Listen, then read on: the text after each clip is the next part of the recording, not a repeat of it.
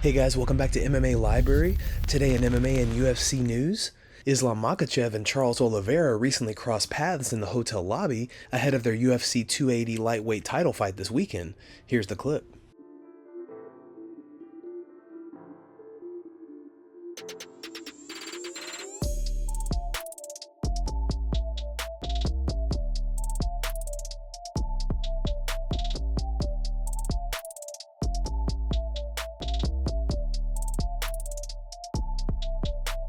Elsewhere, Charles Oliveira was surprised by his team on his birthday. Cadê?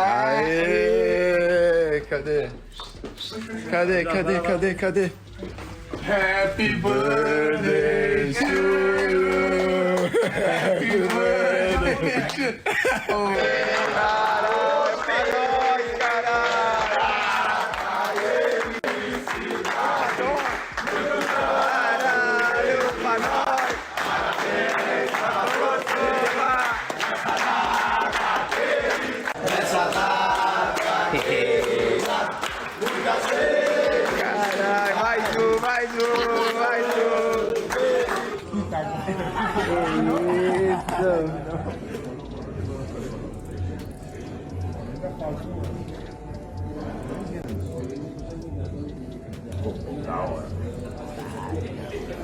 Mais Parabéns pra você nessa data querida.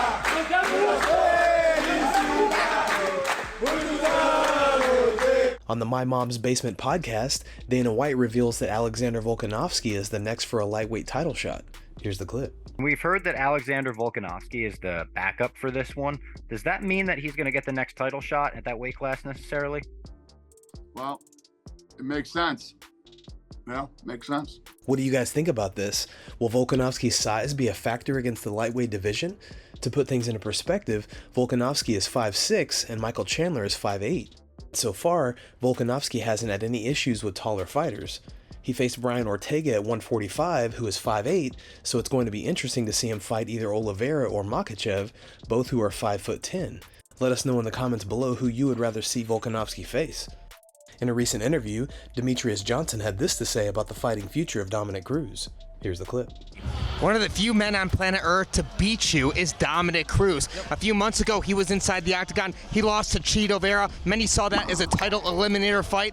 What do you do next if you're Dominick Cruz? How do you climb the ladders? He got a title shot left in him in his, Hall of Fame career. I think the only person who can answer that is Dominick Cruz, right? I think at the end of the day, it all depends on what Dominick Cruz wants to do. If Dominick Cruz wants to continue to fight, I think you let the man do that, right? I mean, he was doing very well in that fight, right? Then he got caught, which it happens. If you go back and watch my fight against Dominick Cruz in 2012, I was trying to land the same fucking high kick to the left because he goes like that every single time, right?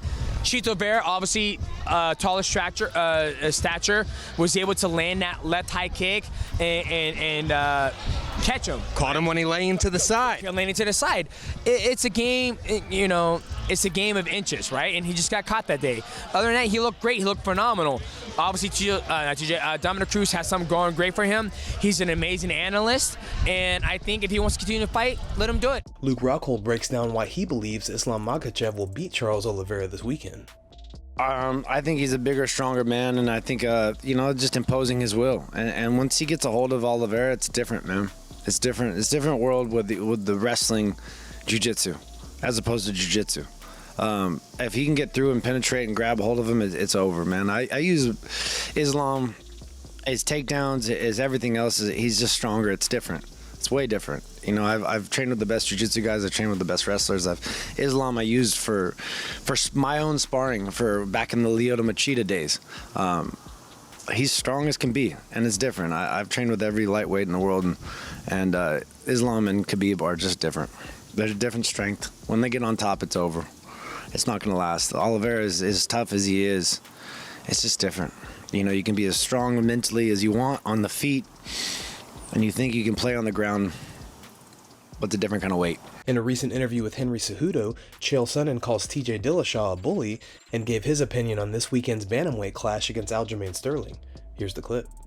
who is it that's gonna game plan for this fight better is more likely the person that's gonna probably win this fight, because in my eyes, like, they're both kind of at the even level. Both their wrestling, to me, it's okay. I think TJ has the better striking game than Aljamain, but I also feel the trickiness that Aljamain has. I think he may surprise TJ. TJ's a very handsome guy, and when I run into him, he treats me very nice. He has a low voice. He doesn't use profanity. He tells me it's nice to see him. He's a very sweet guy, Henry. I was on vacation out in San Diego. So I ended up going and watching, Daryl Christian contacts me. I ended up going and watching a practice, and it was Archuleta, it was Brian Ortega, it was TJ Dillashaw. What I didn't know about TJ until I watched that practice is he is mean.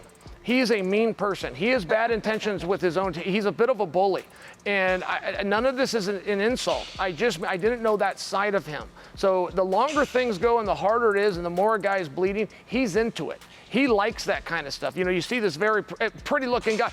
No, he's a dirty, rotten cage fighter, Henry, and I do think that that's relevant. One thing that Aljo did, and I think that Aljo has an advantage here, but one thing that Aljo, particularly with the layoff and the injury that TJ's coming from, and then before that fight with Sandhagen, he had the full suspension that you know all about that was a couple of years.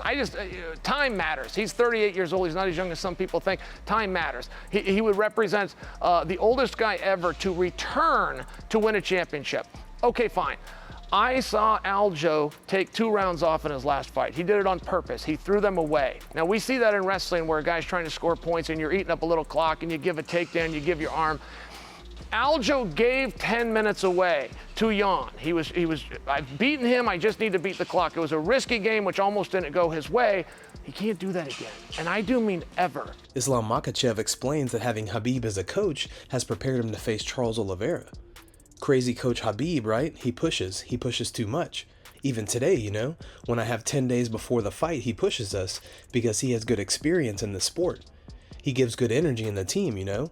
If everybody's ready to fight tomorrow, it doesn't matter. Doesn't matter if it's 12 or however many rounds, because the last couple of months, everybody has been training so hard. In a recent video uploaded to his YouTube channel, Daniel Cormier breaks down why Justin Gaethje isn't responding to Rafael Fiziev. Here's the clip. Fiziev is not there yet. He's there in terms of skills, but the recognition is not quite there. Dude's undefeated in the UFC, and he's as fun as they come, but he will not get a response from Justin Gaethje. He still needs one more. He needs one more big one that will make Gaethje perk up and go, okay, now's the time. Or Justin has to lose a bad fight. Right now, Justin hasn't lost a bad fight. Justin's lost fights, but he's lost fights that he's 50-50 or supposed to lose. Not many people favored him to beat Charles Oliveira. Not many people favored him to beat the guys that he's lost to. But every time he's in there with another big name that he's supposed to win, he wins the fight. So he still has that built-in goodwill. He's got all that money in the bank that allows him to go, why do I have to put this kid over right now? Why do I have to share the octagon with him? RDA does it because RDA is trying to make a beeline, but guess what though? RDA had started losing. So if he wants to make a beeline back towards the top, you got to take on these young guys. Is it right? Not necessarily. But is it wrong for Gaethje to look at the pond of the lightweight division and go, wait a minute, I don't belong in the pond just yet. I can still fish in the ocean where the sharks swim. Guys, thanks so much for checking out the video. If you like the content we do here on this channel, don't forget to like and subscribe to MMA Library for all the latest MMA and UFC news. We'll see you in the next video.